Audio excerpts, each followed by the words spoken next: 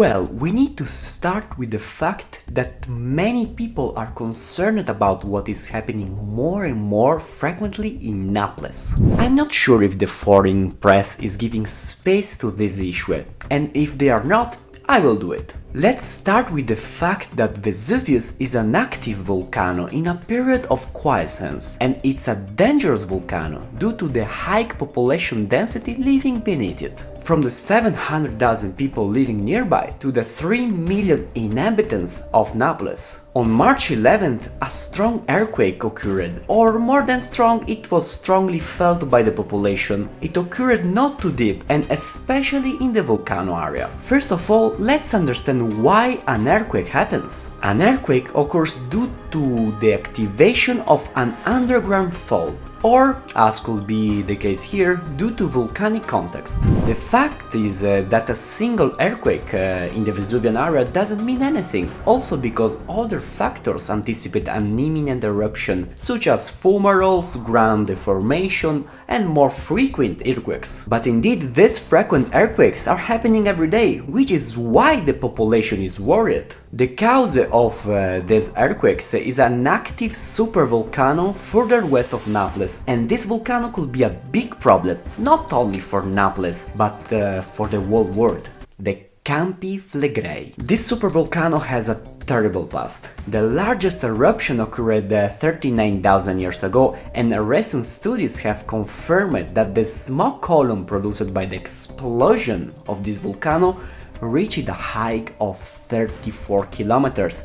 34 kilometers, a monster. The ashes in this smoke column reached Asia, and the condition that occurred after the eruption changed the Earth's climate. The caldera of this volcano is between 15 and 18 kilometers wide, practically immense. The eruption 39,000 years ago and another eruption dating back 15,000 years ago covered a vast area of this region with a thickness of tuff of up to 100 meters. The volcanic material with which many houses are built today. As I mentioned before, analyzing what factors could lead to an eruption, we have the fumaroles, and there are numerous ones. In some ground floor buildings, rooms need to be ventilated due to the rise of fumes from cracks in the earth. Not to mention that many of these fumaroles are open to tourists. Then I say, okay, go there, why? To see what? But many people go there and like it.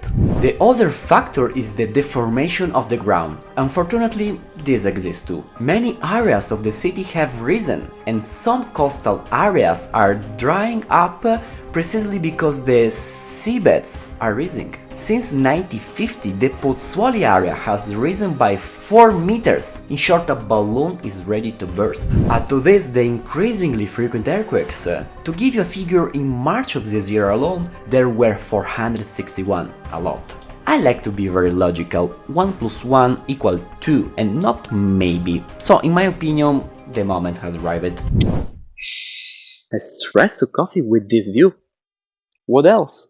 I interrupt you a few seconds from the video you are watching, not to talk to you about coffee, but about the country where you can drink a good one, Italy. So if you want to discover the advantages of living the dolce vita in the bel paese, understand the process of buying a house in Italy, you should consider buying this video we wrote, available on Amazon in the link in the description. Many people decided that 2024 will be the year of their change. Will you be one of them? Many people in the area are leaving their homes, not so much because the government recommends it, because it doesn't recommend it, and then I will explain the reason why it doesn't, but they are leaving because of the stressful situation that is being created, and they are right. How can you sleep knowing that there is a volcano ready to explode under your bed? And even leaving sleep aside, how can you plan a future? Find a job, buy a house in a place that might not exist anymore. You have no guarantee, also because it could happen tomorrow morning or in the next 20 years. It's not a good situation, and we need to support these people, because many who are leaving are losing their own money. Because, as I mentioned earlier, the Italian government does not advise people to leave, classifying this area as a yellow zone. Currently, the Campi Flegrei area has been classified as a yellow zone since 2012, meaning a phase of attention.